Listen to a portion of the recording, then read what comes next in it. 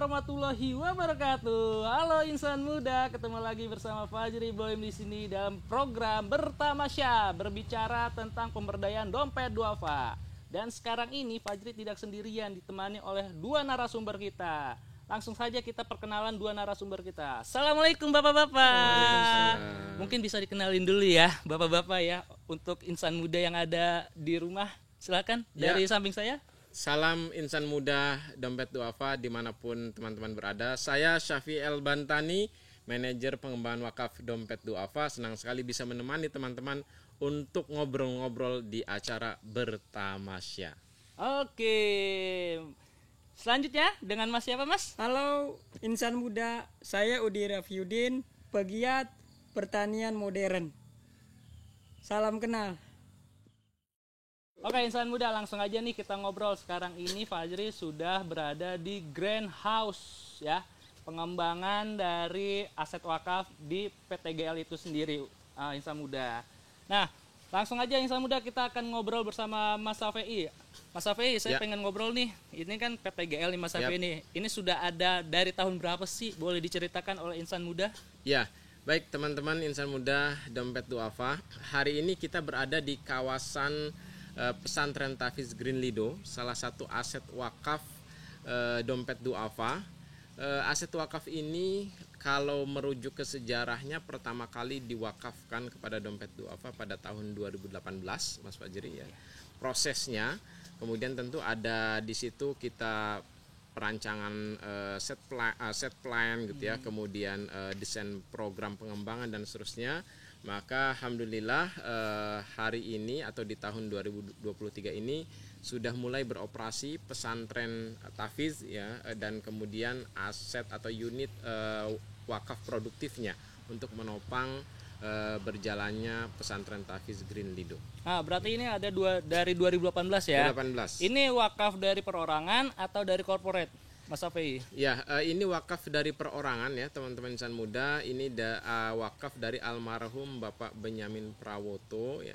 Beliau bertugas di Angkatan Udara Republik Indonesia pada tahun 2018. Beliau memiliki komitmen gitu ya untuk sama-sama mengembangkan pemberdayaan bagi umat, sehingga beliau kemudian mewakafkan aset beliau seluas 2,3 hektar Mas Fajri di kawasan Lido Sukabumi ini untuk dikembangkan sebagai aset wakaf produktif dan dompet duafa yang dipercaya untuk mengelola aset wakaf ini. Alhamdulillah hari ini kita sudah melihat ya aset wakaf ini sudah berproduksi. Nah ini kan 2,3 hektar ya. Nah akan dibangun apa aja sih ini Mas Safei ini? Ya baik. Di kawasan ini secara core bisnisnya adalah pesantren Tafiz sebagaimana amanah dari wakif, karena wakif ini ingin bahwa aset wakafnya ini di set up atau dibangun menjadi pesantren Tafiz ya.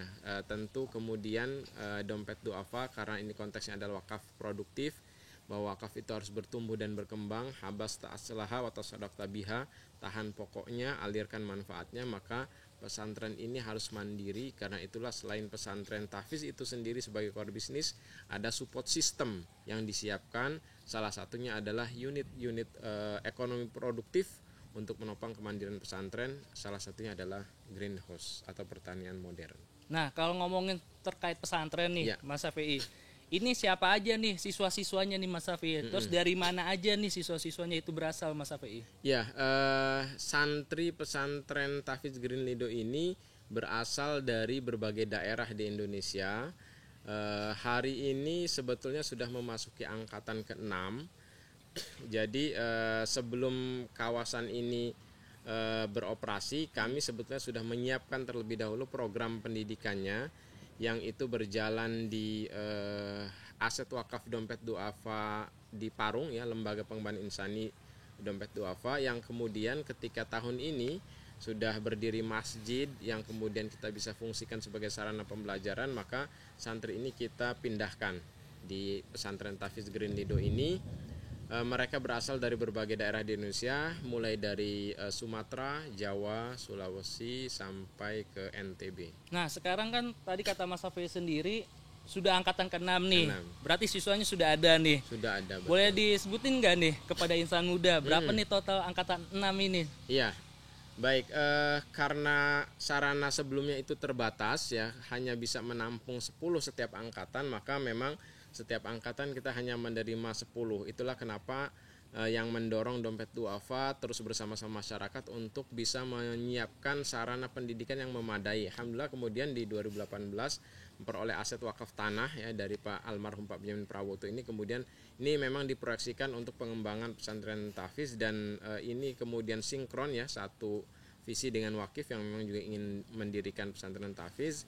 Maka memang aset inilah yang disiapkan untuk menampung atau tempat pendidikan para santri yang jika semula atau sebelum-sebelumnya hanya 10 orang setiap angkatan, insya Allah mulai tahun ajaran depan kita sudah bisa membuka 40 santri per angkatan, sehingga dengan kapasitas yang direncanakan di sini totalnya 230 ya, 230 santri, setiap angkatannya ada 80 santri, dikali 3 karena ini setingkat SMA maka 240 ya, betul, jadi 240, maaf bukan 230 tapi 240 total santri yang akan ditampung atau dikelola di pesantren tahfiz Green Lido ini. Nah, kalau untuk membahas metode pembelajaran sendiri nih Ustadz nih, Ya.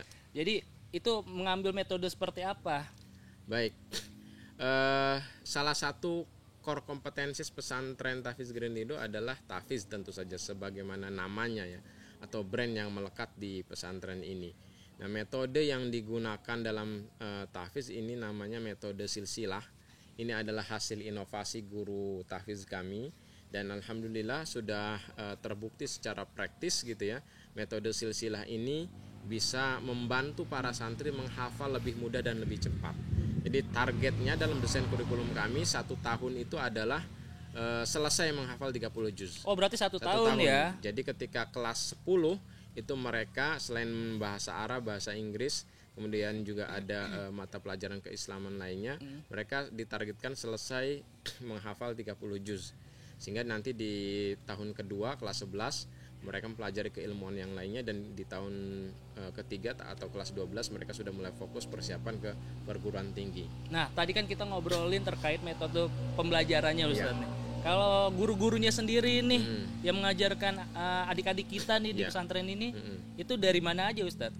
Ya, tentu guru ini sangat penting ya, faktor yang sangat menentukan keberhasilan pendidikan. Jadi kurikulum adalah desain prosesnya, guru adalah yang menjalankan desain kurikulum itu. Maka kami sadar betul, karena itu guru-guru yang kami hire ini adalah guru-guru yang insya Allah berkualitas secara kompetensi keilmuan, juga yang tidak kalah penting dan bahkan lebih penting adalah secara kompetensi keakhlakannya atau adabnya. Ini 2 prasyarat yang sangat penting. Jadi keilmuannya oke, akhlak atau adabnya juga oke, karena mereka harus mendidik, tidak hanya mengajarkan ilmu tapi juga membentuk adab, akhlak, perilaku dan seterusnya. Ini berasal dari berbagai perguruan tinggi di Indonesia. Tentu core kompetensinya di tahfiz mayoritas adalah perguruan tinggi keislaman di Indonesia, baik di dalam negeri maupun di luar negeri. Nah, Ustadz, kalau ngomongin Ustadz tadi biasa ngomongin Ustadz ya Mas Afei. Kalau ngobrolin tentang pengembangan aset wakaf nih, ini kita berada di Greenhouse. Ini merupakan salah satu program dari PT GAL itu sendiri. Betul. Boleh diceritain nggak nih, bagaimana awal mulanya nih terbentuknya Greenhouse, Mas Afei? Iya. Landasan berpikirnya adalah bahwa aset wakaf pendidikan itu harus mandiri gitu. Karena itu Dompet Duafa menyiapkan desainnya itu selain pesantren sebagai program pendidikannya, harus ada aktivitas ekonomi produktifnya untuk menopang kemandirian pesantren. Karena PT GAL ini atau Pesantren Tahfiz Green Lido ini diproyeksikan menjadi model pesantren yang mandiri, unggul, modern, berbasis wakaf produktif. Jadi instrumen pengembangan pesantrennya adalah wakaf produktif. Karena itu kebutuhan untuk setup aktivitas ekonomi produktif menjadi satu keniscayaan. Nah, dalam hal ini Dompet Duafa membangun atau men-setup Greenhouse sebagai salah satu unit usaha produktif pesantren di bidang pertanian. Kenapa memilih pertanian? karena di sini secara lahan memadai, ada 2,3 hektar. Kemudian juga masyarakat sekitar ini sebagainya adalah petani. Jadi selain pesantren ini bisa memiliki unit usaha produktif, juga bisa memberdayakan warga lokal atau petani lokal. Nah, yang mengelola ini siapa aja nih Ustadz nih? Yang mengelola ini adalah petani lokal. Hari ini kita punya 2 greenhouse, maka kita alhamdulillah sudah mempekerjakan ya 2 orang petani lokal milenial. Ini anak muda. Ya mungkin kan bertani itu image-nya orang tua. Betul. Nah, gitu ya. Iya, Kita iya. ingin mengubah nih image ini, bahwa bertani itu sebetulnya profesi yang menjanjikan. Asalkan dengan ilmunya. Nanti Mas Udi bisa banyak sharing tentang ilmu bertani yang modern itu seperti apa.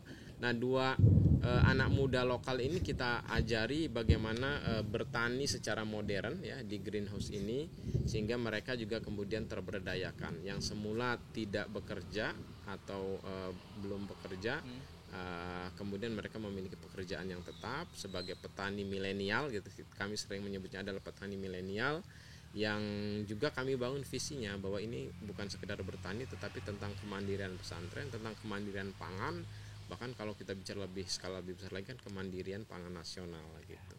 Nah, kalau tadi sudah menyinggung Mas Udi nih sebagai pegiat petani milenial nih Mas Udi nih. Ini konsep greenhouse ini mau dibawa kemana nih Mas Udi? Kalau memang sebetulnya untuk konsep greenhouse di PTGL itu yang pertama lebih ke pendidikan mungkin ya. Yang dimana di sini sudah ada rekrut para santri, bukan hanya sekedar belajar mengaji, setidaknya dia setelah keluar dari PTGL ini, pesantren ini, dia mempunyai skill gitu. Nah, skill di pertanian. Nah, khususnya karena di dunia hidroponik itu masih sedikit, Mas. Jadi kenapa Ustadz memilih untuk hidroponik di dalam greenhouse itu memang keilmuannya lebih mendalam dibandingkan dengan konvensional seperti itu. Nah, kalau di greenhouse sendiri ini bibit-bibit apa aja nih yang ada di sini nih Mas Ya, Udi? untuk di PTGL ini memang kita baru tanam 2 jenis. 2 jenis itu memang kita diimpor dari luar. Salah satunya yang sudah panen ini, hari ini kita sudah panen itu dengan jenis telan dari Jepang. Nah, yang sekarang saat ini baru umur kurang lebih 7 hari ya. Ini Fujisawa dari Belanda. Seperti itu. Ada nggak sih Mas tantangan-tantangan untuk mengembangkan pertanian hidroponik seperti ini Mas? Nah, memang tantangan pertama salah satunya untuk di dunia hidroponik greenhouse ini itu tantangannya modal, Mas. Mahal Mas? Apa Mahal murah? investasinya. Kekurangan seperti itu. Lebih mahal dibanding dengan lingkungan luar. Oh, ini berarti bibit-bibitnya dari luar semua Mas? Dari luar semua. Kira-kira nih Mas, kalau insan muda mau mencoba Mas hidroponik, contoh seperti greenhouse ini, Betul. itu ada nggak sih Mas range harganya Mas untuk bikin hidroponik melon seperti ini Mas? Ada. Untuk luasan di PTGL ini kan kurang lebih satu greenhouse itu luasannya di 400 meter persegi.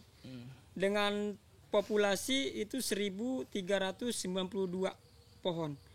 Nah, itu membutuhkan investasi biaya pengolahan dalam satu siklus itu kurang lebih di 40 sampai 60 juta. 40 sampai 60 juta? Betul. Itu udah termasuk bibitnya atau cuma lahannya Sudah aja Mas? termasuk bibit. Seperti itu. Itu sekali tanam. Seperti itu. Memang kembali dengan modal gitu. Memang tantangan yang pertama modal, kedua yang paling terpenting juga selain punya modal nih. Kan banyak juga Mas orang punya modal gitu kan. Dia bikin bangun, ternyata tentang keilmuan di budidaya hidroponik melon ini minim. Akhirnya mereka gagal. Itu contoh yang beberapa hari yang lalu saya ketemu sama orang yang dimana dia sudah menghabiskan kurang lebih 500 juta. 500 juta? Betul. Untuk struktur bangunan greenhouse, dan dia coba satu siklus. Akhirnya gagal. Dia frustasi, akhirnya menghubungi saya, dan intinya dia meminta solusi untuk kedepannya seperti apa, karena dia udah menghabiskan dana yang sangat besar. Mas, kalau ngomongin dana kan insan muda ya, ini kan gede sekali ya. Betul. Nah, terus kan Mas juga mengajarkan kepada santri-santri di sini ya, Mas Safi ya. Itu apa sih tantangan, apakah mereka cepat menerima apa yang disampaikan sama Mas Udi, apa harus proses dari awal lagi Mas mereka Mas? Nah sebetulnya Mas, untuk budidaya melon di greenhouse itu sebetulnya tidak sulit ya. Kalau kita memang dari tahapan awal sampai akhir itu kita ikuti seperti itu. Jadi, konsisten ya berarti konsisten. ya. Oke. Makanya kenapa sebelumnya saya meminta ke Ustadz kriteria untuk petani lokal yang kita berdayakan di sini itu, saya meminta gak mesti dari sarjana ataupun minimal misalkan SMA, bahkan yang tidak sekolah pun kita rekrut. Intinya kita menyukai dulu, menyenangi itu, mendalami, menjiwai, itu yang harus para petani milenial itu salah satunya harus menjiwai dulu Mas. Nah tadi Mas Udi belum sounding kepada kita nih, apalagi ke insan muda. Ini bibitnya ini dari negara mana Mas? Nah untuk yang kita panen hari-hari ini itu dari Jepang Mas. Jepang? Jepang. Dari Jepang, nama jenisnya itu telan. Nah karakteristiknya itu memang daging dalamnya itu dia kekuningan dengan kulit luar itu berneting tebal. Seperti berarti itu. Beda dengan bibit-bibit melon pada umumnya ya? Sebetulnya hampir sama melon, cuman di kualitas rasa di hidroponik itu menjanjikan rasanya Mas. Mas kalau hidroponik itu apa aja nih? Khususnya untuk insan muda nih yang pengen bertani hidroponik, yang harus disiapkan tuh apa dulu tuh Mas? Yang pertama, keilmuan yang mendalam terkait budidaya melon. Itu yang pertama. Kedua, yang terpenting juga ini analisisnya, perhitungannya, manajemen ekonominya. Itu nyambung. Karena kenapa? Ketika kita misalkan melakukan terjun langsung tapi mereka masih minim di analisisnya, itu pasti otomatis akan kacau Mas ke depannya. Kalau suhu udara sendiri itu apakah mempengaruhi Mas? Misalkan ada insan muda yang pengen bertani hidroponik di Jakarta gitu kan, otomatis suhunya kan berbeda dengan yang di Lido ini Mas. Apakah itu mempengaruhi juga Mas? Nah memang untuk di dalam greenhouse itu sebetulnya banyak faktor ya untuk mendukung tumbuh hidupnya si tanaman melon. Salah satunya itu sinar matahari, kedua suhu dan kelembaban. Nah misalnya contoh kemarin kan kita lakukan polinasi nih, itu kemarin juga udah banyak terjadi buah itu mengalami kegagalan, gak tumbuh karena kelembabannya tinggi seperti itu. Nah biasanya kita itu di manipulasi cuacanya itu di dalam greenhouse kita taruh exhaust atau kipas blower untuk memecah sirkulasi udara yang di dalam supaya tidak terpaut jauh dengan udara suhu di luar dan kelembaban di luar seperti itu, sehingga nyaman bagi kondisi tanaman untuk tumbuh. Nah biasanya Mas kalau bertani itu kan banyak serangan-serangan hama ya. Kalau greenhouse seperti ini Mas, walaupun sudah tertutup nih ya, kelihatan sudah tertutup, apakah ada serangan-serangan hama Mas? Ada. Dan kemarin juga sudah banyak serangan, baik itu hama maupun penyakit ya. Tapi kita sudah tahu nih harus seperti apa. Berarti biasanya itu saya melakukan itu pencegahan preventif atau kita pencegahan dari awal. Sebelum terjadi kita cegah dulu. Setidaknya walaupun kita cegah itu pasti kemungkinan ada, ya kan, yang kena. Tapi tidak seragam atau tidak semuanya terkena gitu. Masih bisa kita atasi karena sudah kita defend dari awal itu. Tanamannya masih kuat seperti itu. Kalau greenhouse sendiri Mas, berapa kali Mas memantau bibit-bibit apakah ini tumbuh baik atau tidak Mas? Ya biasanya sih saya ngecek kondisi-kondisi seperti itu dalam seminggu 2 kali. Biasanya untuk umur segini memang saya perlu ngecek Mas. Di umur 7 hari itu biasanya pucuk kan sudah kelihatan nih mekar. Nah itu hama-hama trip, terus kutu-kutuan itu yang kecil yang bisa masuk itu bisa hinggap Mas. Nah kalau sudah hama terjadi serangan hama kepada tanaman itu biasanya tanaman mengalami terjadinya kena virus. Kalau greenhouse sendiri persentasenya keberhasilan berapa tuh Mas? Nah, karena kan tadi kan Mas sering banget intens gitu ya, mengecek segala macam. Itu untuk Oh maaf Mas, sebelumnya saya mau nanya Mas, kalau untuk panen sendiri, kalau hidroponik itu berapa lama Mas? Nah, untuk hidroponik melon itu biasanya itu di 65 sampai 70 hari. Tapi tergantung di wilayah yang kita tanami. Misalkan di PTGL ini kan memang ketinggiannya lebih di atas 600 mdpl. Itu otomatis masa panennya lebih lama dibanding dengan dataran rendah. Sekarang juga kan baru kita rasakan panen itu di umur 76 hari setelah pindah tanam. Jadi cukup lumayan lebih lama dibanding dengan dataran rendah. Bahkan kos biaya untuk nutrisi itu lebih tinggi lagi gitu, seperti itu. Nah tadi Mas Udi menyampaikan juga Mas, ini agak sedikit lambat ya. Betul. Untuk masa panennya sendiri ya. Keberhasilannya itu berapa persen Mas? Nah, sebetulnya dari masa panen lebih lama itu tapi tidak menghindari kualitas. Sama kualitasnya dengan kualitas di dataran rendah yang kita tanam, dari rasa, dari bentuk dan lain-lain. Nah, memang apa namanya tadi? Yang persentase Persentase keberhasilan ya. ya, karena Iya. kan dataran rendah katanya lebih cepat ketimbang dataran tinggi ya. Ya. Itu persentasenya berapa persen Mas, Nah, keberhasilan? untuk presentasinya itu memang maupun dataran rendah ataupun dataran tinggi itu presentasinya biasanya untuk komersil ya. Komersil itu di 95%. 90%. Dan alhamdulillah di PTGL ini saya hitung ya secara visual gitu kan, belum ngelihat data yang benar-benar valid itu kelihatannya di 95% Mas. 95%. Betul. Luar biasa Mas ya, berarti harus intens banget ya. Nah, Balik lagi ke Mas Afe ini, Ya. Mas melihat dengan perkembangan yang sangat luar biasa sekali ini Mas, dengan implementasi wakaf juga gitu Mas. Ya. Apa sih Mas yang diharapkan untuk perkembangan program ekonomi ini Mas, khususnya untuk petani-petani muda Mas? Apakah tahu aja insan muda nih yang lagi menonton kita nih pengen tertarik gitu Iya. bertani di PTGL ini Mas? Ya, baik. Prinsipnya pertanian itu kan bidang yang strategis sebetulnya ya, bidang strategis nasional. Tapi memang belum banyak anak-anak muda yang tertarik. Makanya kan salah satu program nasional itu adalah membangun atau mengajak petani-petani muda untuk menjadi petani milenial gitu ya. Nah, sebetulnya kalau kita punya ilmunya, kemudian juga kita bisa membuat bisnis plan-nya, itu kita bisa menawarkan kepada para investor. Saya punya rekanan di daerah Cilengsi itu, bisnisnya begitu. Jadi dia mencari lahan-lahan yang nganggur gitu ya. Kemudian dia buat proposal bisnisnya atau bisnis plan-nya. Dia jual kaplingan ke para investor untuk dibikin greenhouse. Gitu. Dijual kaplingan, per kapling berapa, dan itu ternyata banyak yang minat para investor. Ada investor individu, ada investor corporate gitu ya.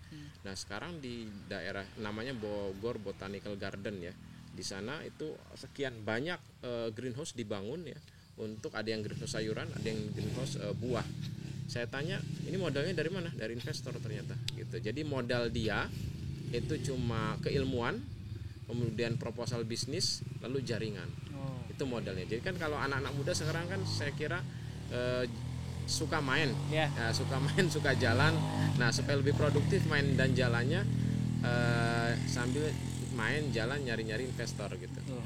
Kemudian dengan modal keilmuan bisa cari kerjasama dengan petani-petani, lahannya dibangun greenhouse ataupun mungkin metode pertanian modern lainnya, itu bisa menjadi income yang sangat menarik. Berarti kalau insan muda mau bertani di sini bisa ya? bisa, Mas bisa, Sofi ya, bisa banget ya. Nah, kita kan ini baru 2 unit nih. Rencana kita mengembangkan 3 unit lagi. Nah, ini kan juga kita bisa mengembangkan model investasi sosial ya, artinya berwakaf, nanti hasil surplus wakafnya itu diwakafkan gitu kepada dompet duafa. Ini kan model investasi sosial. Jadi teman-teman insan muda yang mau tertarik bikin greenhouse di PTGL, ini sangat mungkin. Jadi mari kita rame-rame berwakaf di dompet duafa. Nanti kita bangun greenhouse ketiga, keempat, dan kelima. Nah, Mas Afei dan Mas Udi, karena waktunya keterbatasan waktu juga Ya. nih, mungkin bisa kasih pesan-pesannya nih untuk insan muda nih. Silakan Mas Afei. Baik, teman-teman insan muda ya dimanapun teman-teman berada, hari ini bangsa Indonesia ini atau negara Indonesia ini ada di pundak anak-anak mudanya. Jadi mari kita bangun kreativitas kita, intelektualitas kita, lalu dengan kreativitas dan intelektualitas itu kita bangun bersama bangsa Indonesia ini. Salah satunya dengan mensyiarkan wakaf produktif. Nah, Dompet Duafa adalah salah satu lembaga nazir wakaf yang diamanahkan untuk mengembangkan aset-aset wakaf produktif. Jadi wakaf itu kan milik umat ya, bukan milik Dompet Duafa. Dompet Duafa hanya diamanahkan untuk mengoperate. Jadi semakin banyak aset wakaf produktif yang dimiliki oleh umat di berbagai bidang yang strategis, maka insya Allah akan semakin besar kebermanfaatan yang dirasakan oleh umat. Jadi mari sama-sama kita syiarkan wakaf sebagai instrumen kesejahteraan membangun kemandirian ekonomi umat.